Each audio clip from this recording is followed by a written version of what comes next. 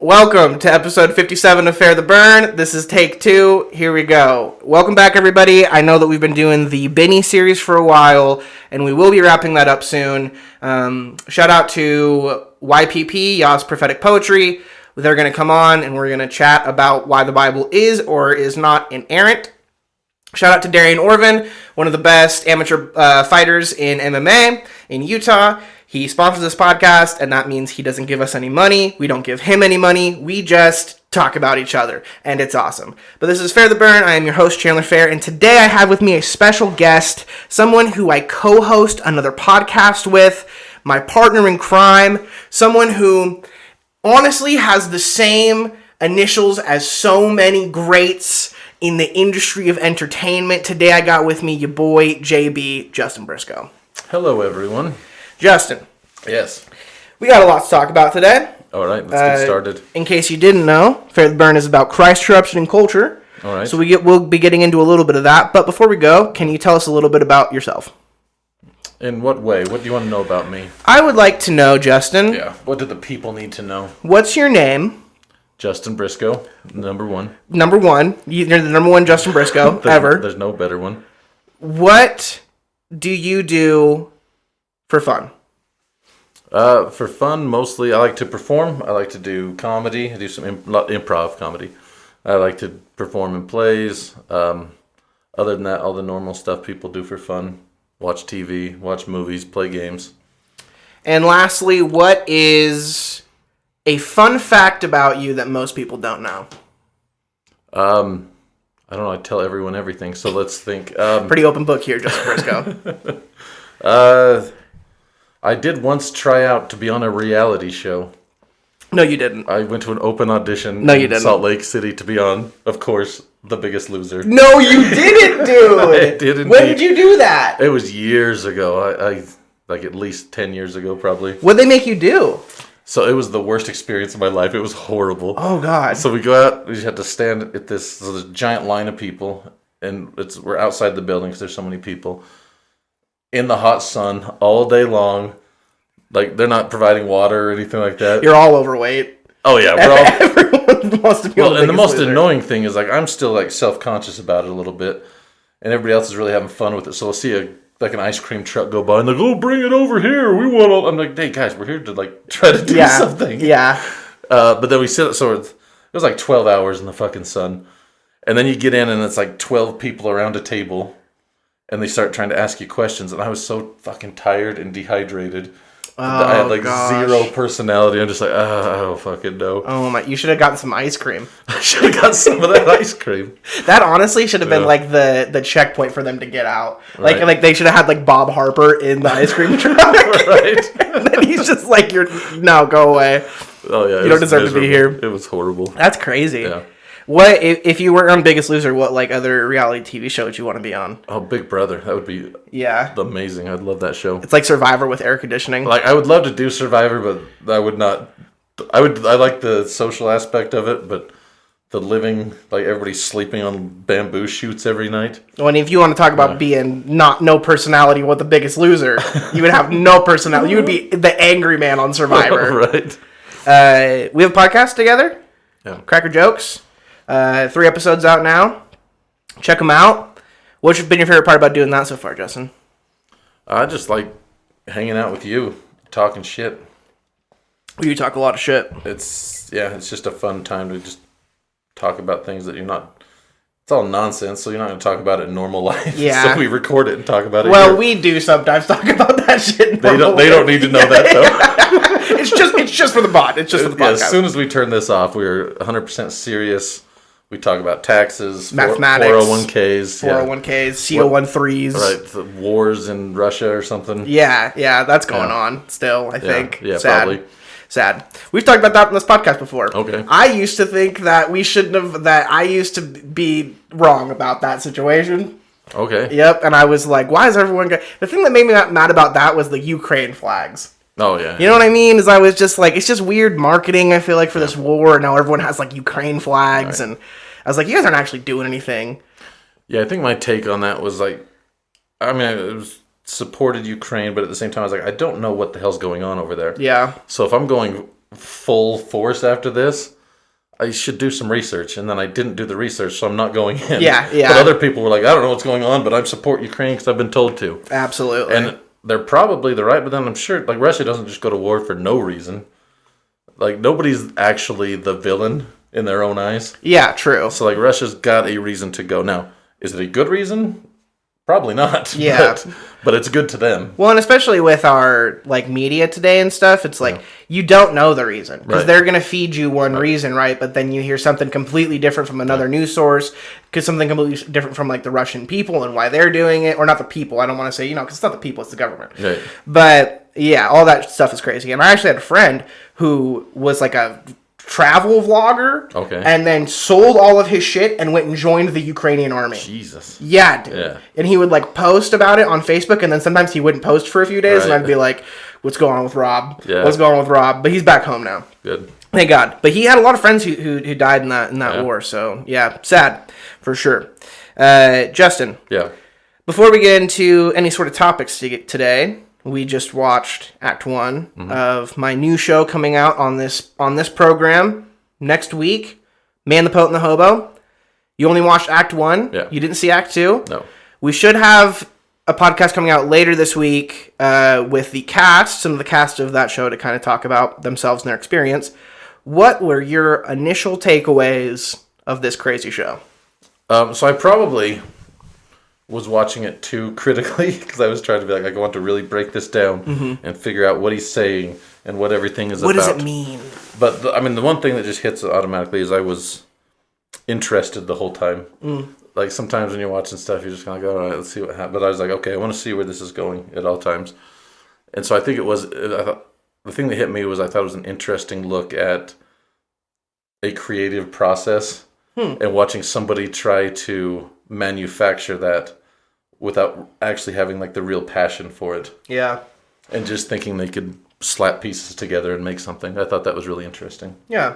Like that's a big theme of the show is like finding your own art. Right. And because like so many people I feel like nowadays, especially with the internet, and I've seen it in my own friends' lives, where they see someone do something that they think is dope and then they're like, "Oh, I want to do that thing too." Right? Like for example, Bert Kreischer, right, comedian, fat guy, ran 1,000 miles in 2020, I want to say, something like that. Maybe, yeah, I think it was 2020. And then in 2021, I don't know if we were Facebook friends at the time, but I was like, so, yeah. I'm running 1,000 miles too. Okay. I was like, if this fat 40-year-old comic can do it, I'm 25 and fat, I can do it too. Right. So I told my friend about it, and I actually was doing pretty good, but I told my friend early on in that year about it, that I was running 1,000 miles, and then he goes, "Oh, dude, I'm going to do that too." And I went, and immediately in my head I went, "No, you're not. No, you're not. You're just doing it because I said it and it sounds dope." Yeah. You know? But I didn't even end up running 1,000 miles. I ran like 650. Because Bert Kreischer didn't seem dope. Exactly. I was like, I have the same issue that my friend had. Yeah. So that whole show is like, for me, definitely like a commentary, even on myself. Yeah. On like, do I even, like, I have to examine myself, like, why am I doing this? Right. Do I want to do this because I want to do it, or is it just because, like, someone else did it and it seemed cool? Yeah. Yeah, and I think that's a big thing for me, too, is sometimes I'm like, I want to write something, but I'm like, do I want to write it for me, or am I trying to, like, impress other people? Right. And I think until you're writing it for you, it's not worth really exploring. Because if you enjoy it, it doesn't really matter what happens once you put it out in the world. But I think I would just, if I was to write something right now, it'd be just completely manufactured. Like, people like this, so I'll put that in there. Yeah. And people like that, so I'll put that down in there. Well, and you guys just started writing, your own show too, yeah? Well, I mean, kind of for a joke, yes, right? I wrote like one scene of a play just for it to be read at a party is fun. And that was a good experience because I was just like, I'm just going to sit down for like an hour, write out complete nonsense, and then see if it makes people laugh. And when they did it at the party, people laughed. Did you guys read it out loud? Yeah. Or did you guys read it out loud? Oh, we did a whole read, a dramatic reading. Damn it, dude. I'm so sad I missed it. Yeah. Gosh. I had to go print up scripts. Cost me $3.50. Amazing. But I wrote it at work, so I actually made money. Nice. Where did you print them off at? The library. Oh, at the library. Yeah. Nice. Yeah, I go to Office Depot if I need to print stuff out. How much do they charge you there? Too much. 10 cents a page at the library. Probably gonna go to the library. Yeah, probably gonna go to the library. Yeah, I don't think they have a max on how many pages you can print out as long as you pay for them. That's fire. Yeah. Yeah, I will do that now. Thank you. Yeah. Yeah, dude. And another big thing is... Shout out to the library. Shout out library. Marshall Public Library. Yeah, actually pretty dope. It's a nice, quiet place, except for when there's children there. When there's children there, it's too much, man. No. But it's a good place. No. And another big part about this show is, the man has to be a white guy. Right. Because white dudes love coming in and taking other people's shit. Right. And then being like, it's ours. Yeah. And then the hobo and the poet both have to be anything but white guys. Okay. Is like a big staple that I have in the show. So it could be like anybody, which is why a lot of the gendered nouns are them. Right. They, them. Which I noticed. I was like, I wonder if that's either for these characters or if it's for any actor can come play this. Yeah, and it's like you don't have to play them as like non-binary people, Right. but like it's just saying it can be anybody, just not a white man. Okay. And then if you're a man, you can be the man, white guy. Right. Which people still might find issues with, but you know what? It's the reason for the show is showing. Yeah. That. Because this isn't pushing that in there for diversity casting reasons. It's because it's the theme that you're trying to explore. Yeah. So, I mean, people could have problems with it, and somebody would. Yeah, for anybody sure. who really was thinking about it should not have a problem with it. Yeah. I thought about it a lot, dude, because I was like, I don't know if I want to do that, but I'm like, it is what I'm trying to say, so, like, I will put that specifically, and if people have issues with it. I took a playwriting seminar one time from this guy named Steve Yockey, who's actually a really good playwright. I like a lot of his shows. He wrote a show called Bellwether that's like a horror play, and it was actually kind of scary, which I didn't think it was going to be able to be achieved. Yeah. And he said at this workshop, he said, as a playwright, you have to not give a fuck about what people think. Yeah. He's like, at the end of the day, you have to just be like, this is what I'm writing, this is what it is, and this is what I'm putting out. So... That's very difficult to do. Yeah. Yeah, it is. It is. I mean, do you find it at all difficult to do improv? No. Because it's different. Because improv is all reaction. Yeah. Reaction and justification. And so it's not really... You're not putting your heart and soul out there. You're just doing what comes naturally. Yeah. And so, it's never... And I've never been worried about, because I'll have a bad scene... But I've had very few bad shows, so it's always like you can just bounce back on the next one. Do you think you get more nervous for plays? Like, you've only done a few shows, right? But, like, what do you think you get more nervous for? I don't really get nervous anymore. Neither. Probably plays, but, like, I get more worried about the prospect of forgetting my lines in, like, the middle of a thing. But, like, I don't really have butterflies anymore. Like, I did... So I've been at the Comedy Project for like 7, 8 years. So I've probably done between 300 and 400 shows. Yeah, crazy. So like, once you perform so much, you start to kind of just lose that feeling of anxiety. So I get a little bit in plays, but not much. Yeah. I guess I have full confidence in my abilities.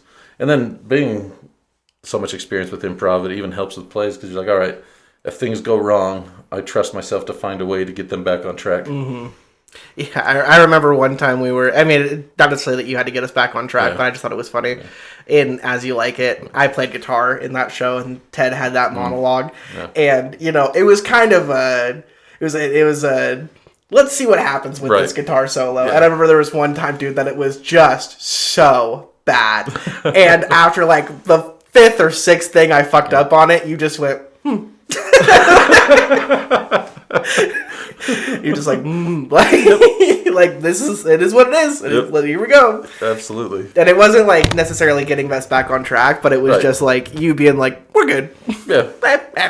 You just react. Yeah. And there was a couple times in the last play I did when I did True West that was just ad libs, but they were just not planned in my head. They just came out. Where the guy's like trying to go crazy selling me a script, and I'm just like, all right. Ad let you keep it? Well, it was during the show that I did it, so she didn't have, no, but she actually came up and she was like, that kind of saved our scene there. Just showing your awkwardness with this dude going nuts in your face. Yeah. Well, and you know what? That comes from improv, too. Right. Just being like, you're just reacting. Yeah. That's what they say. Acting is just reacting. Yeah. Do they say that at my college? No, they don't. But you know what? I've heard that literally everywhere else. And Yeah, I mean, obviously it's not 100% true, but there's a lot of truth in it. I think it's super true. I think the only reason... when you're doing a Shakespeare monologue, there's not a whole lot of reaction going on, but anything else, yes. But the reason you're starting your monologue is a reaction to something else. That's true. That's a good point. And you're kind of reacting to your own thoughts in the middle of the monologue. Yeah. But, Richard has no reason to say now is the winter of our discontent if he didn't go murder people and then his brother took the crown. That was the exact line I was going to bring up. Thank you. No, yeah, it's but there is a reason why he starts that monologue. Right, that's true. No matter how much I hate that monologue. Is it a bad one? It's a great monologue, dude. Is it overdone? I had to do it. Okay. This is a bad story. Yeah. Okay. I had to do it for the Book of Will. This last show we just did. At the end of the show, we would all come on stage and do monologues from Shakespeare shows, as an audition almost, out of character. Yeah. And it was kind of to show how much this dude wrote and what he's given to the theater. And this man who will not be named, who is the husband of our acting teacher, great dude, it also can be very blunt about things, and has played Richard in the past. Okay. And the lady was our director, and she said to me, you should go ask him, any notes or anything he has. And after opening night, I went up to him and I went, hey man, is there anything you have for me about this monologue? And he looks me dead in my face and goes, you don't want my notes. No. And then he proceeds to tell me the reason why I'm saying it, right? The reaction to it. Yeah. But it's a good monologue, but I just did it horribly because I thought I didn't understand the stuff I had to break up. Okay. In there, barbed is a word, but you're supposed to say barbed. Yeah. Right? And so I was just messing up the lines and I didn't scan it right, and I just feel embarrassed about it, I think. Sure. It's a great monologue, but him looking at me and go, you don't want my notes, was just such a moment as an actor where it's I suck. And this guy knows that I suck. Well, and I think it probably I imagine it gets easier as an actor to get notes, but getting notes I always have that little bit of defensiveness as soon as something gets called out that I have to fight against. Is that why you just constantly make jokes during notes? Well, to fight against? No, usually it's I will start to be oh, here's why I was doing it. It's not defensive as in angry at the note, but trying to justify. I was don't justify, just listen. Just listen and take the damn note. But yeah, I didn't make jokes because that's all I do all day long. Fair enough. When people are talking, I can't stop myself. I mean that was during As You Like It. That was me holding back, and it was still.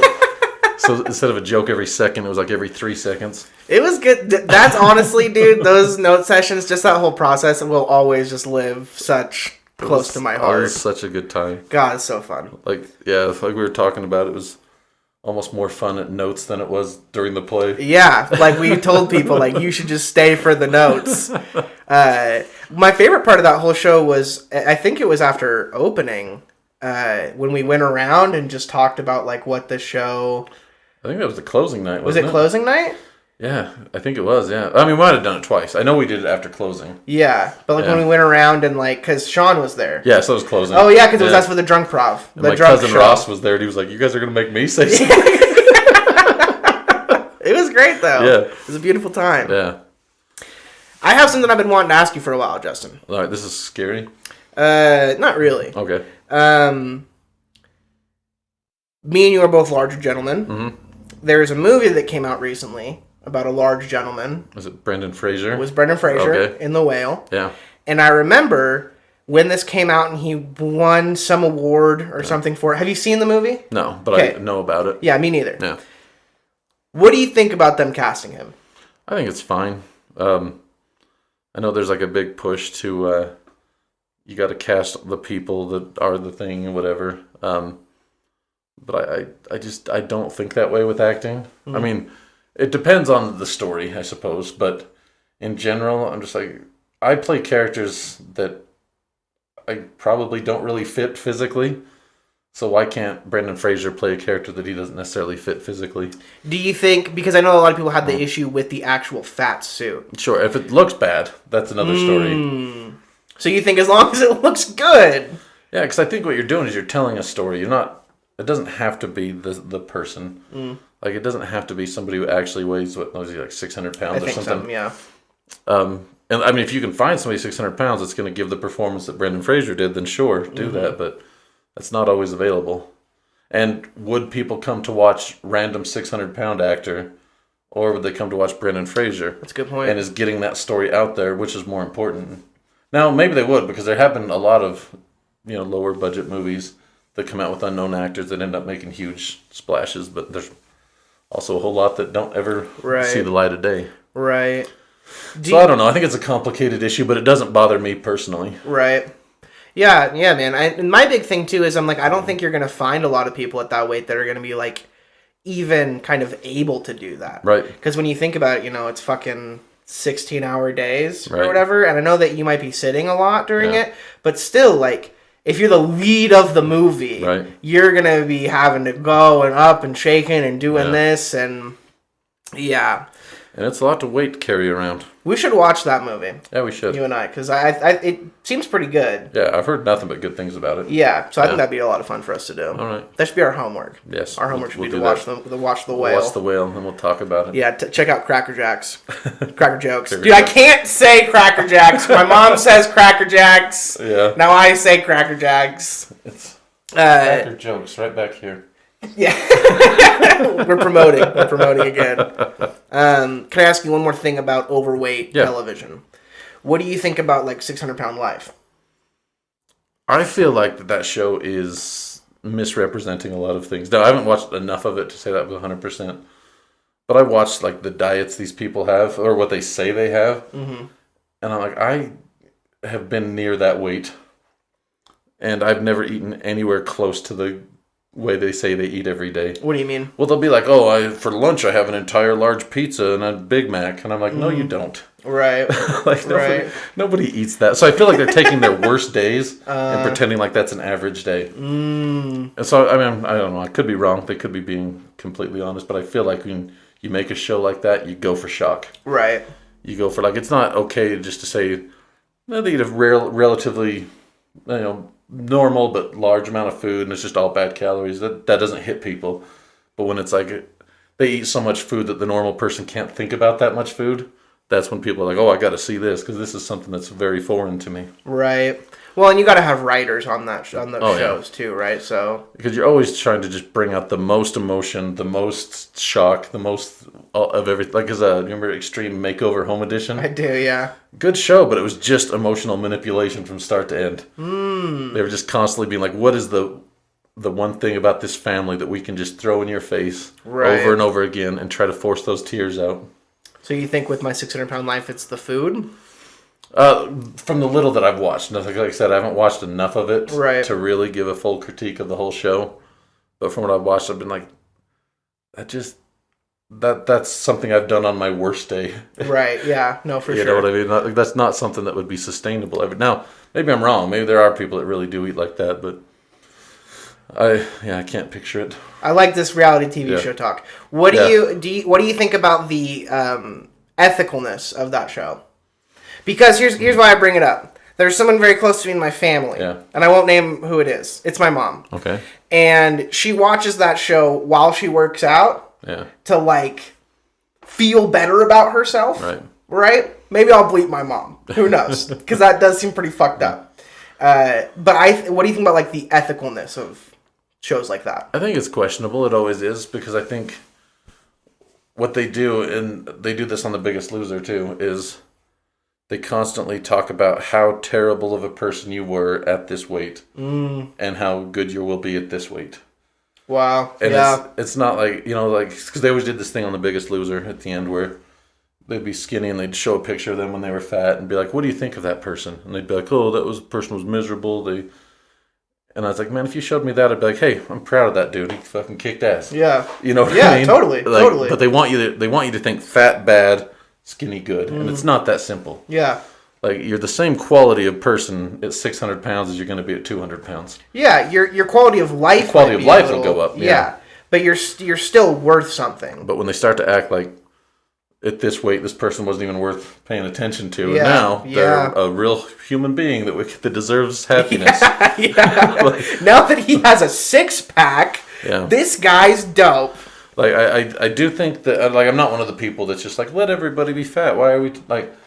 But I think we need to focus on be happy where you are while you make changes to make things better. Mm-hmm. Don't hate who you are, because there are a lot of people that stay skinny because they're so scared of being fat because of how bad that thing is. Yeah. And that's fine for them, but what about the people that end up with eating disorders and stuff because they're so worried that if they gain this weight, they are going to be not invaluable, but Yeah. they're going to lose their value. Yeah, and it's like, even like that, then you start going into the opposite side of that where you could become underweight because you have that body dysmorphia within yourself and you're like, no, I'm still fat. And it's like, I can see your rib cage. Right.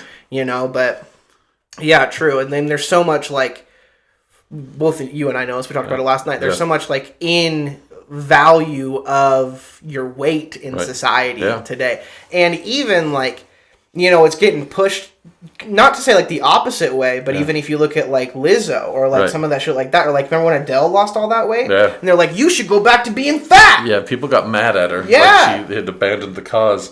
And I'm like, the cause is not fat. That's not the key. The cause is love yourself. Yes. Love yourself and be healthy. Yes, and if you want to make changes, make those changes. But don't make them because you hate yourself. Yeah. And we talked about that, I think, on our first episode of Cracker Jokes. Check it out. Yeah. Not Cracker Jacks. Jokes. Yeah. Right here. Started to get scared that I said Cracker Jokes. Speaking of another large celebrity who is in the news right now, Lizzo. Okay. You heard about this? I know she plays a flute. That's what I know about Lizzo. She does play are you talking about her her stuff dancers? with her dancers? Mm-hmm. Yeah, I did hear about that. What do you know about that? Not a lot, just a little bit. I know that there's like a lot of harassment stuff. I heard some weird stuff about things going down in like Amsterdam with strippers and stuff. So And bananas and yeah. women's parts, yeah. And so it seems bad. That's kind of my take on it. It seems bad. It's interesting. Yeah.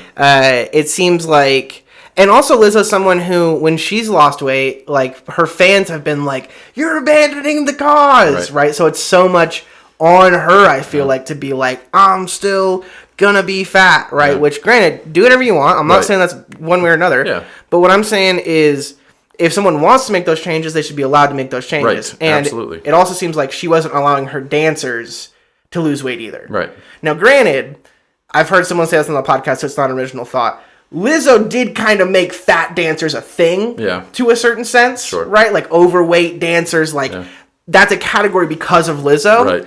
But to be like, oh, well, you've lost 25 pounds or whatever, so I have to lock you in this room and like and make you like delete a recording of me yelling at you. And just put you on the diet that I saw in my 600-pound life. Yeah. I need you to be eating 6 snow cones a day for breakfast. A whole thing of eggs. Yeah.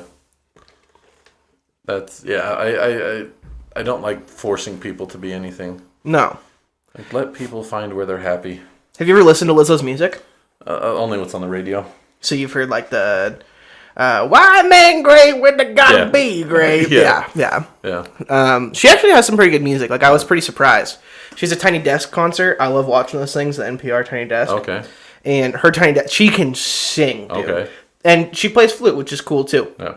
But I would like to see Lizzo run a mile. That's all I want to say. Yeah. People are always like, this is something me and Dave joke about. People are always like, well, you know, Lizzo's up there and she's performing and then she stops and she does a flute solo and then keeps performing. And that's the equivalent of running a 7-minute mile for 7 miles straight. And Dave just goes, I want to see her run 1 mile at 7 minutes. Because that's hard, dude. Right. 7 minutes a mile, there's no way you're doing that when you're anywhere near Lizzo's size. Yeah. My size, dude, I run maybe 12-minute miles if I'm fucking lucky, dude. I can't even run a mile. I cannot maintain a run for a mile.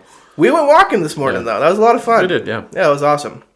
We should do that more. Let me know when you're going. I know you go early in the mornings, huh? Yeah, a lot. generally. Yeah. It's been getting later. Yeah. It's been getting late. It used to be like 7, 8 in the morning, and now it's getting pushed back to about 10 or 11. What do you think you're going to do in the winter? I'm going to have to figure it out. I don't know. Maybe some mall walking. I'll be one of those people. Oh, yeah. Well, they even have, at the mall, they have, like, stations to do exercise. Because our mall is so dead that's the only thing keeping it going is mall walkers. Mall walkers, dude, who stop at the pretzel stand. Yeah. And that's the problem with walking at the mall, because how can you avoid those? Those pretzels are delicious. Dude, they're so good. They're so good. It's probably like 1,000,000 calories in each cup, but damn, they're good. More. Come on, son. Well, I haven't included the cheese yet. Yeah, oh, God. We're pushing 3 million now. What is your favorite reality TV show, Justin? Do you watch any reality TV? Might be Survivor. Okay. I like Survivor a lot. I haven't watched maybe a couple of the newest seasons, but I watched almost everything else. Nice. I find it I love the social aspect. I love watching it, and it's kind of like sports, because you just find the people you root for, and more importantly, the people you root against. Yep. Because that's where the greatest reality show watch is, when you hate somebody.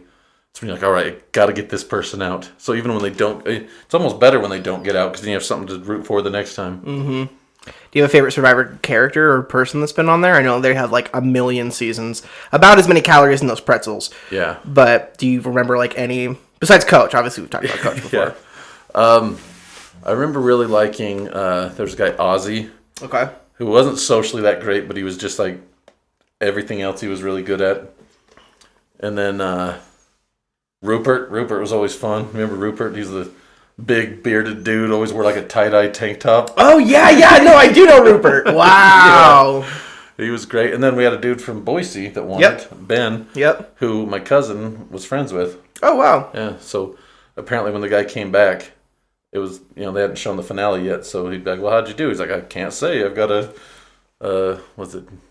No, it's not a DNA. Oh, an NDA. NDA. There we go. Yeah. He has an NDA, but he also has a $4 million house. So you can guess how he did. But my cousin was like, he's lost like 30 pounds. I knew he was there a while. Yeah, dude. Dude, if we went on that show and came back, we would be looking like the end of Biggest Loser. Yeah, we were on there for, was it like, if you go the whole way, it's like 39 days. Yeah. Yeah, we'd probably lose 40, 50 pounds easy. Dude, easy, dude. Yeah. Just eating crickets. You get a little tiny bowl of rice a day. No. Do they give you food on that show, or do you have to catch it? They do now. They used to not, but... Yeah, they used to have to catch it. And you used to have to boil your water, but now they give them a well, give them water. I think they had too much like dehydration and stuff going on. Of course! Dude, people were messed up on the beginning of season of Survivor, dude. Absolutely. JJ was my favorite character. He's from season 1. Okay. Yeah, he was just like that farm boy. Yeah. I think he ended up winning or going to the end. But he was just I just like people who are studs at the challenges. Yeah, me like too. the social aspect's cool, but like if you go out there and just crush people in challenges, you got my heart. Remember the guy that fell in the fire season 1? No. He was trying to blow on the fire to get it going, and the smoke went in his lungs, and he passed out for half a second. Nah. Hands right into the fire. No, dude. So he's in the water, and you just see the skin falling off his hands. It was horrible. I have to go back and watch that now. Oh, God. I think it was season 1. It was definitely one of the early seasons. Yeah, it had to have been. Yeah, because they definitely didn't have medics. They were just like, they're shooting off of $50 a season, dude. Like, no one's getting paid. Yeah. And now they know, like, we'll keep the survival aspect, but that's not why people are tuning in. Yeah. So it's okay to give them water and give them food and not have them passing out in challenges. You ever watch Dual Survival? Dual Survivor? No, yeah, not really. Do you know what it is, though? Have you heard I think about so. it? It's just 2 people out in the wilderness. Yeah, it's like an ex-Marine guy, and then a hippie who hasn't worn shoes in 30 years. Oh, that's right. I've seen like this much of that. Yeah. It's pretty good because like it is one of the Survivor shows that you're like, oh, these guys, I feel like are really out here with like 3 dudes maybe. But Bear Grylls, the new Survivor. I saw a thing about Bear Grylls where they showed the clip from his show where he was like showing how dangerous these chasms were and stuff. And then somebody went to the same spot and filmed it, and they showed where he was jumping around. And then they flip it around, and there's like houses and roads and cars over here. We're out here in the middle of the wilderness. No one's around. But really, he's just in the middle of some suburb. Yeah. Except for that McDonald's over there. Yeah, I'm sure some of his stuff is real, but like... Yeah, he's a real survivalist, but it's like, at what point, are you followed around with 15 dudes and you guys are, 10 minutes from a city? Well, and who's the real survivalist? The guy walking around with nothing, or the guy with the giant camera following him around? That guy who really has to go through the caves. Right. Dude, caving? Yeah. Not an activity for us. No, absolutely not. I've been watching a lot of caving videos lately. Horrible. Scary, dude. Yeah. We're getting Winnie the Pooh hard if we go into a cave. Fuck that, dude. I'm fucking Tigger. I'm out of that shit, dude. I'm gonna be stuck in a hole. No. Like, oh, bother. Ooh, I'd like some honey down Did you hear about those crazy caves in Utah that were like, I can't remember what kind of stone it was, but it was basically like mud type stone. And so people would like just be like sliding through this stuff, and a bunch of people would get caught and die in there and stuff. Yeah. I think they finally shut them down, but it was the scariest thing I've ever seen in my life. Dude, that reminds me of like when I was a kid. I used to go to this lake, and then I'd do handstands, and I'd put my hands in the clay, in the water. Right. You do that as a kid? A little bit, yeah. And then my mom would be like, "Don't do that, because you're gonna die." Right. It's like if you go into their caves made of mud. Yeah. And people are just look at the mud and they go, "Oh, we gotta go through this." It's probably like clay. It's probably what it is. I can't remember exactly what it was, but you're just putting yourself inside of a big clay furnace. And so there'd be spots that are just like 10 feet long that you gotta like basically swim through mud to get to the other side. No, dude. No. Yeah. No. Well, have you ever seen the movie The Descent? It's one of the scariest movies I've ever seen because it's not only a horror movie, but it's a horror movie in a cave. So you got people trying to escape. So it's got the claustrophobic aspect along with monsters. So I don't know how scary it would be without the cave, but with the cave, extremely scary. Well, dude, I don't want to ever hear, like, I was literally watching first of all, Monsters in the Cave is terrifying. Right. Because then you watch actual caving videos, and these dudes are, like, crammed with no space. And I literally was watching one where this guy went, "Yeah, man, I thought it was going to open up down here. It's just getting tighter, and I don't think we can go back, so looks like we just got to keep going." And I guess we just die now. Yeah, I guess. Where's the clay? I heard there's clay around these parts. We just take cyanide pills with them. Well, we're stuck. See you later, Johnny. I just take LSD with me, dude. Right. Like, if I'm in here, might as well be tripping out. Yeah, it's not for me. No. What outdoors activities do you like, Justin? What I used to like, I used to love to play basketball. Baseball. Baseball is one of the funnest sports to play because you could be real lazy and still play baseball. Yep. Now there's not a whole lot. I go out and do some walking. I did go play basketball the other day. That didn't go super well, but it was fun. I just have no ability to move anymore. And like, I knew that academically, but going out and proving it was like, okay. We put it in the field of study. We put it in practice. Because you still have the mind of what you... So it's like, I used to be able to do this, but no, not anymore. So is it a lot of like just shooting for you and just... or? Well, and at my size, like just jumping is almost out of the question. So my jump shot was tippy toes shot. Did you used to jump on a jump shot? I mean, it was like a Sam Perkins. You probably know who that guy is, but your feet barely leave the ground. Yeah, but you you're getting, like me. Yeah, but you're getting your legs into it. Yeah. And it was real hard to get my legs into it. Yeah. And part of it was just the awkwardness because I hadn't shot a basketball in like 7 years. Right. Well, dude, the more that you keep, doing your thing. Oh yeah, it'll get better. We're gonna start hooping. I'm not fretting that. Yeah. Because you're gonna keep going down, and then we're gonna get all these old fucks around here to meet up, then we're gonna school them. We're gonna go blow out some knees. All of us, dude. All knees, hips, whatever, man. We're just gonna go out there fully braced up. Just old man ball. My friend Nathan, his dad used to play running back for Boise State back in the day. And shout out Dr. Keith. He's actually like an OG. And we played basketball at the court one time when we were probably sophomores in high school. And his dad had Nathan too. They both got ghetto booties, is what I call them. Right, yeah. Like thick ratchet girl booties, bro. And his dad, I think, was backing down Nathan or something to the hoop, and then Nathan just moves, and his dad straight on his ass, dude. And he was like, I'm done. That's it. I'm not playing anymore. I'm done. Yep, when you get old, you get one fall, and then you're done. As a kid, dude, you'll fall on fucking cement and get up. Absolutely. All right, Justin. Yeah. We're about 40 minutes in here. All right. I feel like we've talked a bit about culture, a little bit about corruption at the beginning. All right. I'm interested in what you think is going on in the world. And what I mean by that is like spiritually. Okay. What do you think? Why do you think we're here? And how do you think we got here? Well, I guess my take on it feels like, and this could be from my standpoint, the people I surround myself with, all that kind of thing. But it feels like religion, especially organized religion, is on the severe decline. Mm-hmm. And I have a feeling that's because people have just lost faith in the innate goodness of the different churches. I think it's come to pass that we're just like, well, all right, we know that we don't really know the truth of what's out there. We don't know the truth about everything, but we know that all these churches are ran by men. Mm-hmm. I guess there could be some women, but they're ran by humans. And humans are greedy, and humans are easily corruptible. And so it just feels like there's not a whole lot of faith in the churches because of that. And because we see so much horrible stuff happening, and we're just like, why? We need something better than this. So I personally am not very spiritual at all. But I definitely respect religions. I respect people who are religious. I just can't fully believe in an organized religion because I just think that there's too much to be gained from getting the control over people. True. And so I'm just like, there's something going on here that's not quite right. Do you think there's any truth in them? In religions? Yeah. I think there's good values in them. The truth, I have no idea.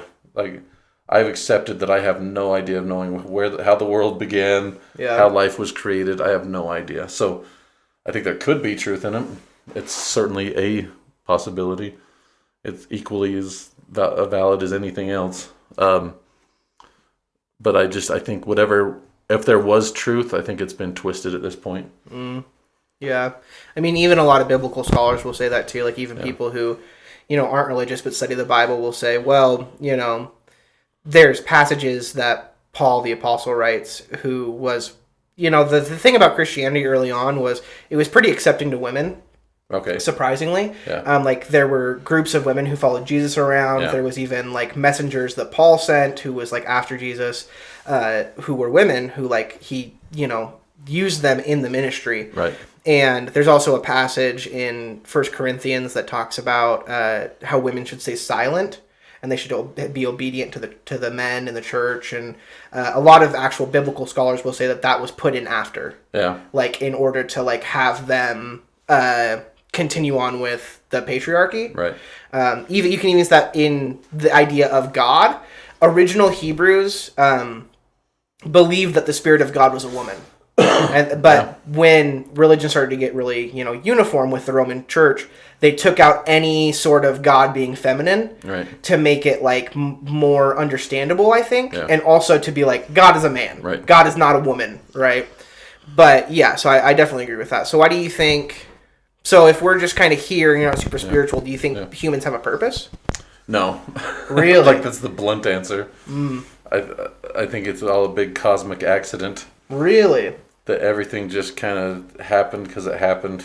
So it's a very boring and depressing way to look at life. But I think it's just think we came about and here we are. I've seen the picture of the person riding on a bus, and on one side it's like they're looking at a mountain, like they're super close to a mountain, so they're not seeing a lot, they're just seeing rocks and shit. Right. And then on the other side they see like a big city and a great view. Yeah. And it talks about like nihilistic point of view, which is not necessarily I want to put that on you, but it is. No, it's close, yeah. Yeah, and so it's like nihilism, and then it's like on one side it's like nothing has any meaning, and then on the other side it's like nothing has any meaning. Right. Where do you fall on that? I think I'm definitely like generally speaking, an optimist that way, where it's like we don't have an intended purpose, we don't have a destiny, so everything we do, everything that we gain is because of us, because I did it, or because you did it, but not because God granted you the ability to do it. You got to make your decisions, and so we make our morality. We decide whether we want to make other people's lives better or not, and so to me, it's like I'm not doing that for some everlasting reward. I'm doing that because I feel, and there's a little bit of it's selfish because I feel better about myself when I can help other people. Yeah. But I feel like that's because of my choices and because of just how society is. Humans benefit from having other people like them. So some of that is evolutionary. Mm-hmm. We're social creatures, so social creatures get along better when they help each other out. Do you think we decide our own moralities? Obviously, they're taught to us, but at some point you start to. Like, can you overcome what you were taught as a child? It's difficult, but you can. And we see that all the time. Like, moralities change throughout the years. Do you think that it'd be a pretty... and this is a real question. We talk about relativism a lot on this podcast. Okay. Do you think, like, it's immoral for someone to kill somebody else? Like, not out of self-defense. You know what I mean? Just like out of, like, a murder? We're going to murder you. Yeah. Do you think that that's, like, a hard morality, or do you think that's a morality that, like, it's a human morality? Still... Yeah, it's a sense of justice. It's a sense of... Because, like, if you break everything down to its base notes, then all you have to do is look at nature, what happens in nature. Mm-hmm. Yeah. Animals aren't getting upset at each other for killing other animals. No, they're not. Yeah. Nature is metal. Right. Like, but see, that's where I think we're different a little bit. Right. Because I think that, yes, I agree with you where, like, some things are moral and immoral, like, depending on who you are. But I do think that there are, like, hard moralities that we have, even if we weren't taught them. Yeah. You know what I mean? Like, I think it's wrong to murder somebody. I think it's wrong to harm a child. Yeah. I think those are things that, like, as collective, we just kind of know. Right. What do you think about that? Like, the difference between, like... would you say that that's what you're saying as far as, like, creating morality?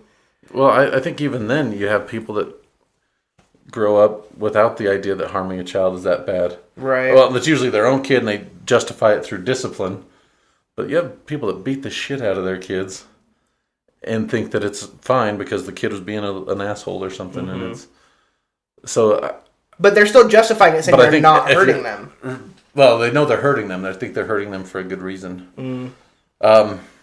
I mean, I think you're right, but I just think we generally, I think it all comes down to the evolution of who we are and how we get along.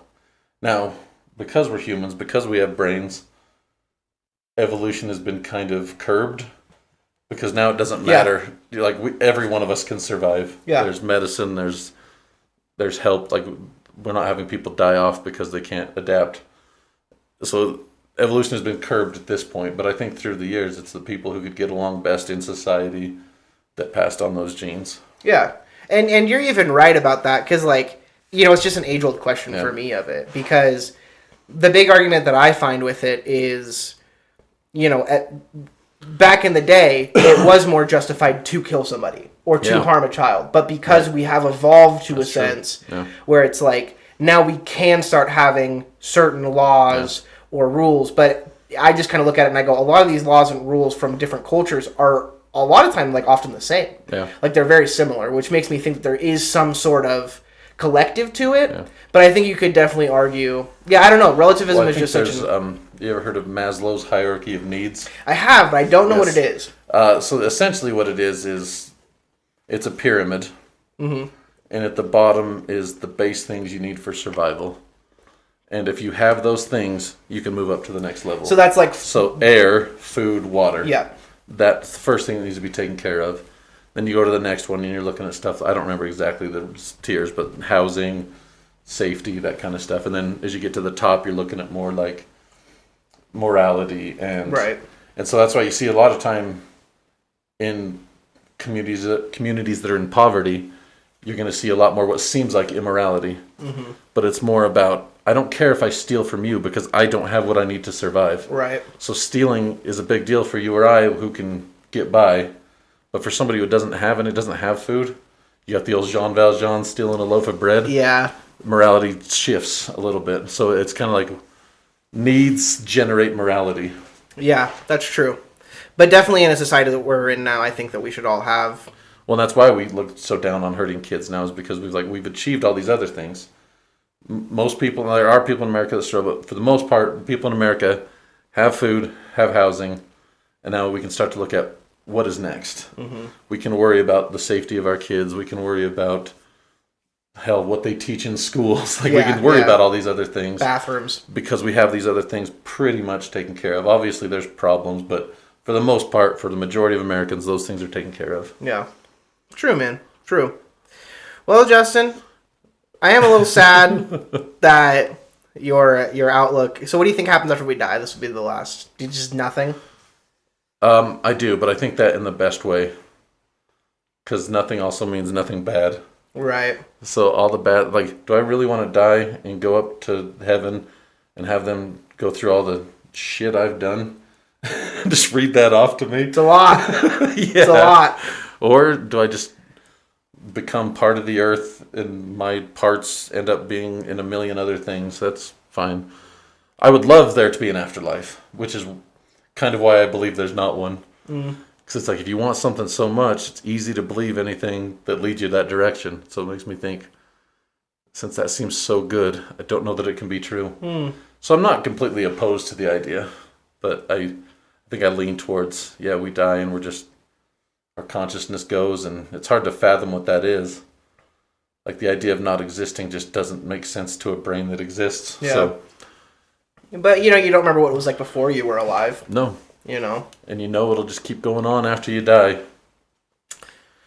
Bleak. Oh, what a real down... a real down note. Well, I mean, that's not necessarily what this podcast is, but I love ending just on what people think, man, because I think that it's the most really important question that you can ask in your life, because I think that's going to kind of set you on your path.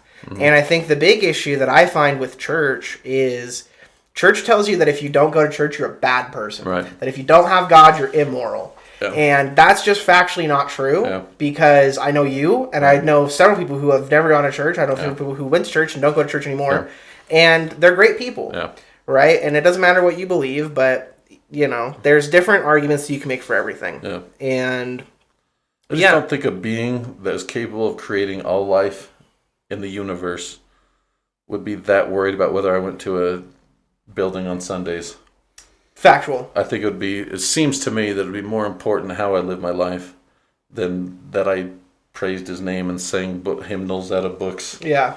So, like, if there is an afterlife, I still feel confident that, even with all that bad shit that's got to be read off to me, that ultimately my life helped more than it harmed. And that's my ultimate goal. Yeah. And I mean, that's the base of religion that so many people get away from is, a lot of religion tells you, like, you're essentially supposed to help people and remain unstained from the world. Yeah. Like, because I think that that's a pretty inarguable thing. The world is a bad place. Right. The world is a bad place. It's full of a lot of bad things. Yeah. Okay, you can argue what the bad things are, but all of us can agree there's bad out there. Oh, absolutely. And to try to stay away from, getting yourself involved with some tough shit is important. Yeah. But regardless, you can still be a good person. You can still be a loving person. You can still be someone who auditioned for a reality TV show and had to wait 12 hours in the sun. And be miserable. Yeah. Yeah. Justin, thanks so much for being here, man. Absolutely. Thank you. Yeah. Do you have any last parting words for the crowd here? Yes. I don't. Keep burning.